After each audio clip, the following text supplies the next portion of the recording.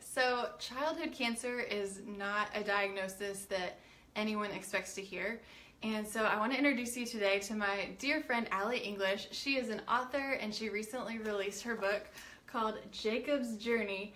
And I have been so excited all week to share her with you and share about her book because I just wanted to share a video of us exploring what it would be like to have your earliest childhood memories be shaped by your brother's cancer diagnosis. And in this video, we'll learn how Allie is using her experiences to encourage other people now as she processes through things in this book. And I'm just so excited. So tell us about this book and how you wrote it.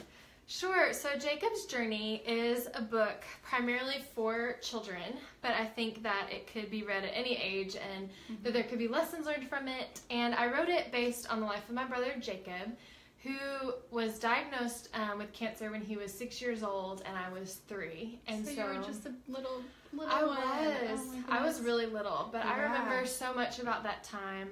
I remember his treatment over the next 3 years. He was at St. Jude Children's Research Hospital in Memphis, and I have just really beautiful memories of my childhood there and our experience growing up, because even though he had cancer, he was still a child, and we still did childlike things, and we played pretend, and that is a really big part of this book was reimagining the experience as a fairy tale where Jacob is the hero, because when he was 9 years old, he did pass away, and I was 6 at the time, and that experience just totally changed my life, both in my Christian faith, because he was a believer and he was constantly talking about Jesus and how he loved him and how he gave him strength and courage. And so that this fairy tale story is sort of a way of reimagining his experience, where he's the hero that other children can relate to and see themselves in that experience. So they can put themselves in his shoes and really think like what it would be like to go on this journey. So I have read this book, and I think it would be so great for any age child, because it's so descriptive and relatable, and the things that he's processing through and thinking about. It's really relatable. And so who do you envision reading this book? Like when you wrote it, who were you thinking, I hope this type of person reads this? Right, absolutely. So I primarily want this book to be in the hands of families and children that are going through either a cancer diagnosis or some kind of illness that is scary, that could be life-threatening, that requires a lot of courage of children. I want children, really any child that is going through something big and scary that they think is really overwhelming, to read this book and see that no matter what kind of obstacle you're going through, no matter how scary it might seem, that you can have courage to face it, and that courage can defeat, the biggest, scariest enemy that you have. Yes. Oh, I love that. And so the title, Jacob's Journey, how did you decide on that title? So Jacob was my brother's name, and so I knew I wanted that to be the title of the character. He's a prince in this story, and I had been envisioning his cancer diagnosis and his treatment and his eventual death as this journey that he went on, because there were obstacles. In any journey you have to get there. It's a process. It's not something immediate that happens, and so I just loved the alliteration of it, Jacob's Journey. I loved that it expressed sort of a movement to some place, which in the book is the land with the cure for every curse, which is how I envisioned heaven and the way that they talk about it, because in the book I think it could be used to either explain to a child heaven and what it's like, or it could also stand for, physical healing, like a cure here in life, that you could achieve healing that way. But that there is a cure for the curse of cancer.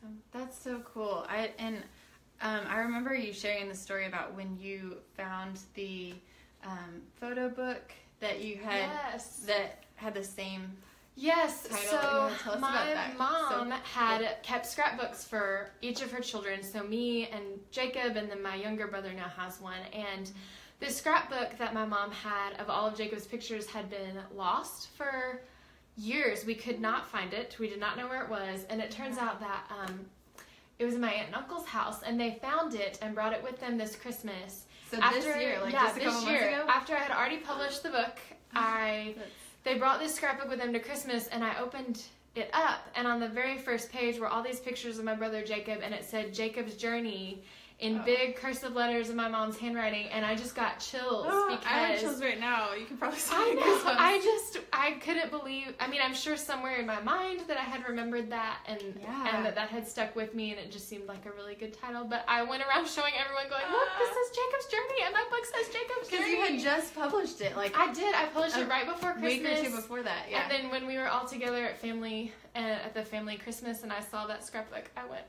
I can't believe it. That's amazing. So I love that so much. Low power mode. Okay. Let me just fix that. Okay. So, I'm curious. The illustrations in this book are so cool. I hope you can see. There you go. So there's Jacob, and there's the town that he grew up in, and he's, leaving everyone behind. And in the book, let me find some of the illustrations. They're just so cool. Do you want to share with us about the illustrations? So my friend from college, who was also my sorority sister in Chi Omega, her name's Kenzie Monroe, and she is an art teacher in New Orleans, Louisiana, and I just immediately thought of her when I thought I was writing. I thought, okay, this is a children's book. I want to tell this story. I loved her art style, and I reached out to her, and she was so gracious and so excited, and I basically gave her no information. I just sent her a copy of the book, and I said, you can come up with a vision for it. And That's so she amazing. Did these beautiful illustrations, and I'm so grateful to her because she really just gave images to my story and really brought it to life for me. So I am really grateful for the way she just portrayed my brother and our family and his friends, Rover and Fleas. Yes. Who were my inspiration for this book, too. So my brother Jacob had 2 stuffed animals named Rover and Fleas. They were 2 stuffed dogs that he took with him everywhere during treatment. And I have them. They live with me now. And so Rover and Fleas in the book are real dogs. That are given, they talk. Yes, that are given the magical ability to talk by a wizard, and they go with Jacob on his journey. So, like, his little stuffed animal companions went with him to all his treatments. In the book, the dogs get to go with him on his journey to the faraway land. So, oh my goodness, I thought it was so clever the way that you named the characters, especially the troll who was under the bridge, and the only way that they could cross this huge river was to give the troll something. Do you want to explain his name and kind of I thought that was great. I was saying his name and saying it in my head, and I was like, oh, that's what it means. It was so good. Yes, that was a really here, page 120-ish. Yes, and I'll show this illustration. This is one of my favorite illustrations from the book. But when Jacob and his friends Rover and Fleas get to this bridge, they discover that a troll lives under it, and that he guards the bridge, and that he can make it disappear, and he wants Jacob's hair. And so Jacob has to drink this magic potion that makes him lose his hair, and he doesn't understand why, and it makes him feel silly, but then he realizes that it's just hair, and he would rather be closer to the land with the cure for every curse than have his hair. But it is an emotional moment for him, and it's a hard decision. But the troll's name is Chemo.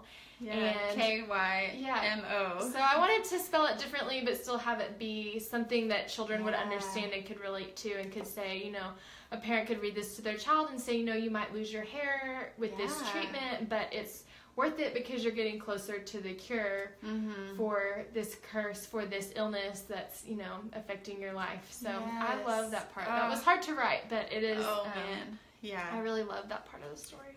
Something else I really was struck by was when he was starting to feel so lonely on the journey, and then, I don't want to give away the whole book. It's not like we're just kind of showing bits and pieces, but I just thought it was really cool when he encounters his friend Camden, and they both have the same experience of having their hair, their hair lost from the chemo and the treatments, and so that was just so powerful. Like, do you think that this book will be it could be like someone's friend, where it can kind of be, they're like, oh my goodness, I can relate to a lot of these things. Absolutely. Is that what your vision? That's what I envision, because a lot of the books about childhood cancer are for really little children or aren't this extensive or long or that aren't told in this way. And so I really hope that through fairy tales, through fiction, which is so influential in my life, that children will be able to read this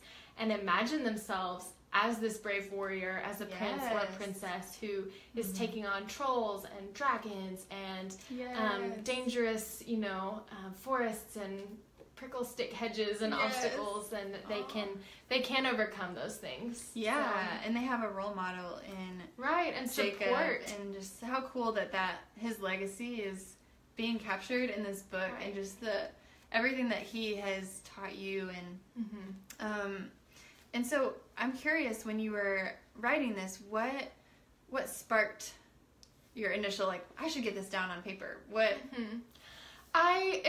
It just came to me. I know that it's so hard to explain, but I was looking at Rover and Fleas, the stuffed animals. They sat on my dresser in college, and I was thinking, what if they could talk? Because when Jacob and I were little, we would always pretend that they had personalities and could speak. And I remember texting my then fiance, who's now my husband, and saying, I had this idea. What do you think about this? And he goes, you need to write that. He said, that is the coolest thing I've ever heard. And so he really encouraged me to write it. And I started the process, and he's very detail-oriented, so he said, okay, it should be this many words, and you're going to have to write this many pages a day to get it done by this time. And so I actually gave the manuscript as a gift to my parents on our wedding day, which was really special. That's amazing. I think, to be able to give that to them. So. Did they read it on your wedding day, or did they save and wait? I think it took them a while to get to it, but they have both been really encouraging through this process too, and they have just been the biggest supporters and champions. That's and awesome. Yeah, they love this story, and we're really encouraging about publishing it too. Yeah, so. I think that's so cool, and it's cool that it kind of takes a village, like having your husband break it down, and you can write this, you can do it. Absolutely. That's so cool. So what has been one of your most rewarding experiences since you've released this? Because you released it in December. Yes, I did. So I published it in December. So it's been a couple of months now. Yes. There any experiences that you think back and you're like, wow, this wouldn't have happened without this book? Absolutely. I was, my husband and I teach little 4-year-old Sunday school on Sundays, and a dad was dropping off his daughter in our class, and we were discussing a book we had both read, and we're chatting about it, and he goes, oh, and by the way, I'm reading your book. And I went, I never expected to hear those words. And my husband goes, oh, that's kind of different to hear that. And then I was at dinner the other night with some friends, and one of them kept asking me questions. And she goes, what does this mean in the book? And you need to explain this to me. You need to tell me more. And the conversation would go in a different direction, and she would come back and say, I have one more question about your book. And so we just talked about it. And I told her, I said, even if you were the only person that read this, it would have been worth it to have this conversation with you. So just having it in people's hands and knowing that it has affected people, getting text messages and pictures and seeing people be affected by it has been really rewarding. And so tell everyone about the conference that you went to. Sure. Yeah. So in January, I was invited to speak at an event called Cure Childhood Cancer's Hope and Healing Conference, and it is a conference. It was held in Atlanta, Georgia, and it's for parents who have lost children to childhood cancer. I was able to speak about sibling loss, and it was just such a powerful experience. And to have moms come up to me and say, my daughter is 6 and she just lost her brother. I want to get your book so that I can read it to her and have her help her understand what has happened and what, to remember her brother's life in this heroic way. And it was just really, really moving, and just being able to encourage them as someone who's lived and survived this and has, come to a place where I can now write and share with others about it, to be able to speak into their lives was really important to me. Wow, that's so incredible, just being able to share his story to impact people and help them process through grief and emotions that they're just experiencing for the first time. And maybe there's not a ton of outlets, like you said. There's not books that really focus on it being kind of a fairy tale journey, allegory type that thing. Little kids naturally relate to, because it's not explain medical or technical. You can explain the facts, but they may not understand that. And so coming at it from a story, I think, is a way that children can relate to, because that's what they pretend anyway. And so it was really helpful, because that community is very small and it's hard to find people that know exactly what you're going through. Right. So. Yeah, I imagine it can be really isolating when you're going through it and people want to try to relate, but it's hard. Right. And so this could be another way where if you're going through a diagnosis, you could give this to other friends who have kids that can relate just in a way that might be a little bit more profound. Yeah, I absolutely agree. That's so cool. So, I was going to ask you, what's next? What are you going to be doing? More speaking or more books, writing? Just kind of what do you have going because on? Of that conference that I went to, I actually got the idea. A lot of the parents were explaining to me that they are Christians, but that their children are having a really hard time understanding heaven or what the Bible says about death and sadness and what they're feeling. And so I actually am starting to work on a devotional for children that's geared towards children, written in very simple language, but that is very biblically sound, and that talks about heaven and sadness and even anger and these emotions that they're feeling that God has made and has given us, but how, His Word tells us that we should process this, and how His Word encourages us, and what heaven is like and what the Bible says heaven is like. Yeah. So the working title right now is called A Place Without Tears. Awesome. And just explaining to children, God says He wipes away all our tears, and that one day all of these bad things will come untrue, and it will only be good all the time. And so I'm just in early stages of that, but I am really excited to write that, and I'm going to be making just a little sample of it to give away for free. It's going to be a little 7-day piece of the devotional, and I'm really excited just to have that as a resource for parents to explain to their children, because while they're going through their own grief, their child also needs support and understanding, that this can be a tool for them to communicate with their child and help them grieve in a way that's healthy. Right. That makes so much sense. So can everyone find the sample of the devotional? Is there somewhere we can send them? We'll put the link in the description of this video. Does that work? Absolutely. I've got a place you can sign up just with an email and a name on my website, my blog. So and then you'll just send it to them, and they can have it. Cool. It's totally free. So. That's so awesome. Well, it's so cool. I'm curious too. I have another question for you. How has Jacob's journey shaped your faith and your beliefs? Because Allie and I have been in a Bible study together for 2 years. We've met every week for 2 years, and so I've gotten to see the process of her. She had already written this book, but just publishing and things. But then she shared before her journey and her relationship with Christ. I'm just curious, what was your life like before, and then seeing Jacob's life? How did the Lord use that in your life? So I always tell people I will get to spend eternity with my brother because of his testimony, because he loved Jesus so much and was constantly sharing the gospel, with doctors and nurses and his friends at school, and telling them about this faith he had. And I saw that as a little girl and thought, he is going through this scary time, even at 4 or 5 years old. And I thought, this disease is really wrong, and I knew that was evil, and I knew that this Jesus that he loved was what gave him courage and strength, and so I wanted that relationship. So I asked the Lord to be in my life, and I've been following him for 21 years, which is crazy. 2 decades. And writing this book, there were a lot of things that come with the loss of a sibling and seeing death at such an early age that I did have to process and work through. But this book was an extraordinarily healing process for me to go back and reimagine things and see the beauty in the testimony of Jacob's life, and to see my own life as fruit of that, and to see that so beautiful. I have chills again. His story is still affecting people. I meet at the conference people that read this book, and I just think, however many people read this book, that is another person that his story has affected. And it just has also shown me the goodness of the Lord. Even though there are dark times and times that are sad and hard and really, really difficult, that he is still good, and he wants good things for his children, and that he will use everything bad that happens like for our good and His glory. His glory. Yeah. Oh, I love that so much, and it's been really cool for me to see Allie's journey, writing Jacob's journey, and like publishing and things. And